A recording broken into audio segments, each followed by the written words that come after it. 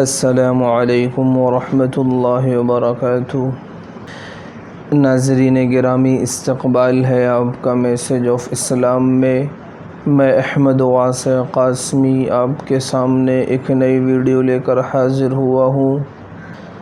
ناظرین گرامی، ذی الحجہ کے مہینے کی جو سب سے اہم عبادت جسے ہم قربانی کے نام سے جانتے ہیں، وہ ہمارے درمیان سے رخصت ہو چکی ہے، اور ہر صاحب نصاب نے اپنے اپنے اعتبار سے قربانی پیش کی۔ کسی نے چھوٹے جانور کی قربانی پیش کی تو کسی نے بڑے جانور کی قربانی پیش کی،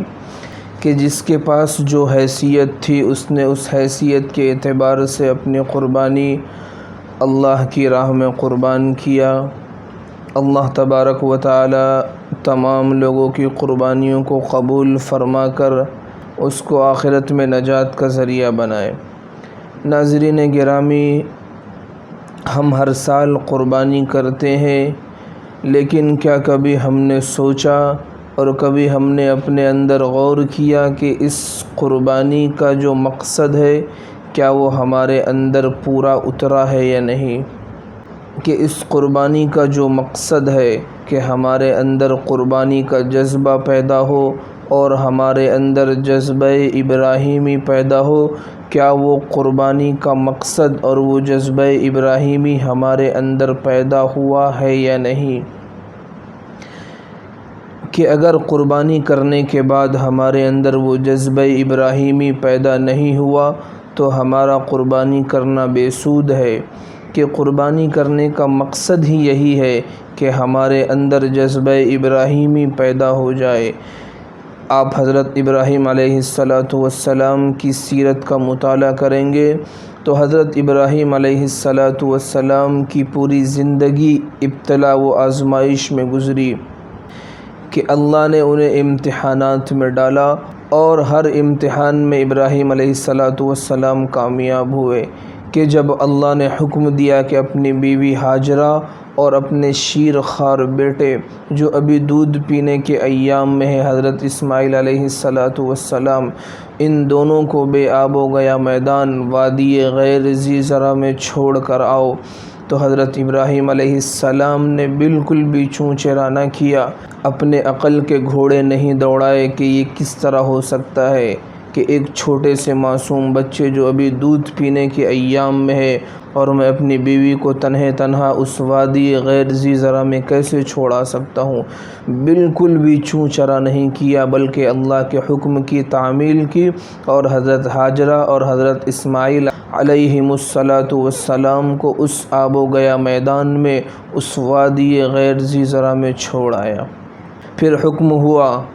خواب کے ذریعے کہ اپنے لاڈلے اور چہیتے بیٹے کہ جو بڑی مدتوں کے بعد آپ کو حاصل ہوا تھا حضرت اسماعیل علیہ السلام کی قربانی کرو، اسے اللہ کی راہ میں قربان کرو۔ اس وقت بھی آپ نے عقل کے گھوڑے نہیں دوڑائے کہ یا اللہ، مدتوں کے بعد تو نے اتنا پیارا بیٹا عطا کیا ہے، پھر میں اسے تیرے نام پر قربان کر دوں، اس کے علاوہ کوئی اور قربانی اگر آپ مانگتے تو میں پیش کرتا۔ بالکل بھی چوں چرا نہیں کیا۔ اللہ کا حکم آیا، اللہ نے حکم دیا، فوراً حکم کی تعمیل کی اور مینا کی وادی میں جا کر حضرت ابراہیم علیہ السلام نے اپنے لخت جگر حضرت اسماعیل علیہ السلام کی قربانی پیش کی۔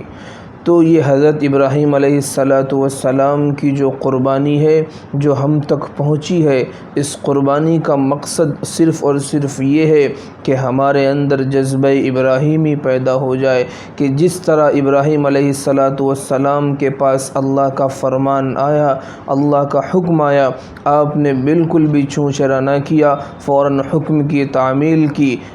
اللہ کے حکم کے سامنے اپنے کسی بھی عقل کے گھوڑے نہیں دوڑائے۔ اللہ نے حکم دیا، اپنے بیوی اور بچوں کو آب و گیا میدان میں چھوڑائے۔ اللہ کا حکم ہوا، اپنے معصوم لخت جگر کو اللہ کی راہ میں قربان کر دیا۔ تو یہی جذبہ ابراہیمی ہمارے اندر پیدا ہونا چاہیے کہ اللہ کا حکم آئے ہم خواہشات کو چھوڑ دیں، اللہ کا حکم آئے مؤذن جب پکارے حی علی الصلاح حی علی الفلاح کہ آؤ نماز کی طرف، تو ہم تجارت تجارت کو چھوڑ دے، ہم زراعت کو چھوڑ دے، ہم وزارت کو چھوڑ دے، ہم دنیا کی محفلوں میں اگر بیٹھے ہیں، ہم کام کاج میں لگے ہیں، جس چیز میں بھی ہم ہیں، جیسے ہی مسجد سے حی علی الصلاۃ کی آواز آئے کہ اب اللہ کا حکم ہوا مسجد کی طرف آؤ، ہم اپنے تمام کام کو چھوڑ کر، اپنے تمام کاموں کی قربانی دے کر مسجد میں آ کر اللہ کی عبادت کرے۔ جب ہمارے اندر یہ جذبہ پیدا ہوگا، ان تمام خواہشات کی قربانی دینے کا جذبہ جب تک ہمارے اندر پیدا نہیں ہوگا، اس وقت تک ہم حقیقی قربانی دینے والے نہیں کہلائیں گے۔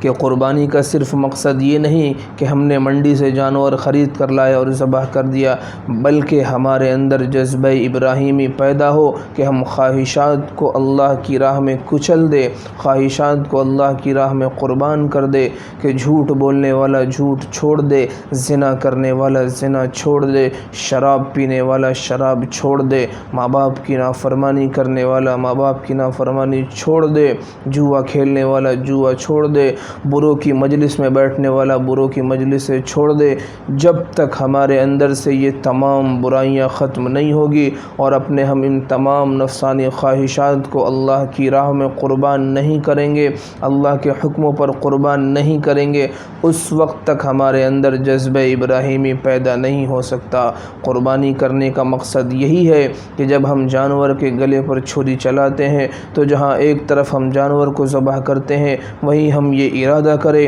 کہ میں آج سے تمام نفسانی خواہشات کو ذبح کرتا ہوں، کہ آج سے میں جھوٹ نہیں بولوں گا، آج سے میں زنا نہیں کروں گا، آج سے میں شراب نہیں پیوں گا، آج سے میں ماں باپ کی نافرمانی نہیں کروں گا، آج سے میں لوگوں کو نہیں ستاؤں گا، لوگوں کا ناحق مال نہیں کھاؤں گا، لوگوں کے مال کو نہیں غصب کروں گا۔ جب تک ہم اپنے اندر سے ان تمام برائیوں کو نہیں نکالیں گے، اس وقت تک ہمارے اندر جذبہ ابراہیمی پیدا نہیں ہو سکتا۔